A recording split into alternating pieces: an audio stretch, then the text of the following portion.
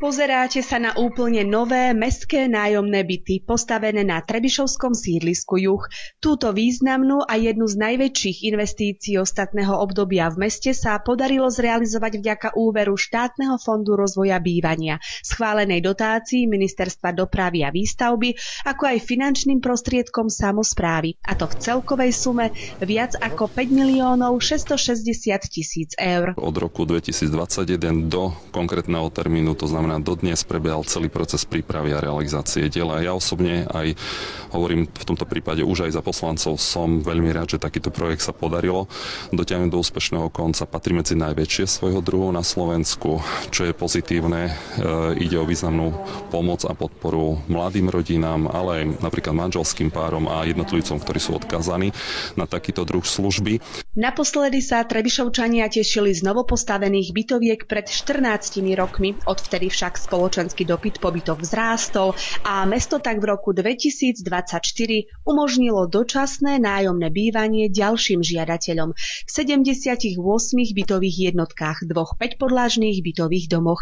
Slávnostne im ich odovzdali do užívania koncom februára. Tie byty sú priestranné, izby sú veľké, je tam úplne vybavené sociálne zariadenia, čiže dnes sa naozaj môže kdokoľvek sťahovať. My naozaj máme snahu, aby sa opäť nájomné byty začali stavať vo väčšom. Peniaze naozaj na to sú, štátny fond rozvoja je pripravený, takže treba pripravovať žiadosti a pýtať peniaze, lebo stavať nájomné byty v každom prípade treba. Výstavba bytov začala v neľahkých časoch v jeseni 2021. My sme začali realizovať tento projekt v čase najväčšieho covidu. Výrazne nás zasiahla cenová kríza, potom následne vysoká inflácia. V poslednej fáze to bola veľká energetická kríza, preto som rád, že napriek mnohým okolnostiam a hlavne ťažkým okolnostiam mesto bolo natoľko schopné v spolupráci s dodávateľom a s ministerstvom dopravy dotiahnuť tento projekt do úspešného konca. 3-, 2- a jednoizbové byty s obytnou plochou od 33 do 77 m2 v základnom štandarde, to znamená s kuchynskou linkou, podlahami, základným hygienickým vybavením a elektroinštaláciami, si noví nájomníci už doplňajú ďalším bytovým zariadením podľa vlastného štýlu a možností. Mesto myslelo aj na zdravotne znevýhodnených, ktorí nájdu nové bývanie v bezbariérových bytoch na prízemí. Ceny nájmov sa budú pohybovať v závislosti od metráže a počtu izieb. V prípade jednoizbových bytov ide o sumu približne na úrovni 120 eur, v prípade dvojizbových 200 eur a v prípade trojizbových niekde na úrovni 290 eur.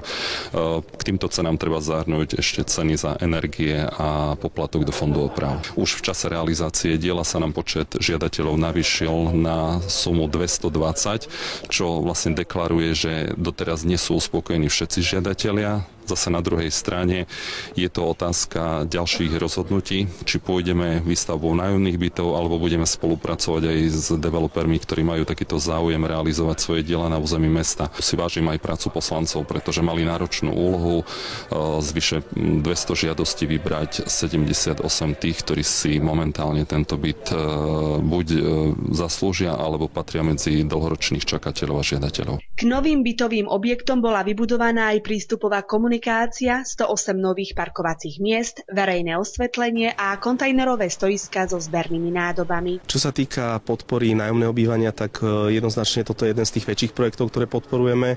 Väčšinou sa stávajú menšie bytovky, okolo 16-20 bytov do 30 bytov. Čiže za poslednú dobu musím uznať, že naozaj toto je jeden z tých najväčších projektov, ktoré sme financovali v spolupráci s Ministerstvom dopravy. Momentálne začalo nové obdobie podávania žiadostí, čiže v podstate od januára je možné podať žiadosť zo strany samosprávy aj súkromného sektora na výstavbu nájomných bytov. Čiže tie žiadosti ešte len začínajú chodiť. Predpokladám, že gro žiadosti príde až na konci termínu podávania žiadosti, čo je 31.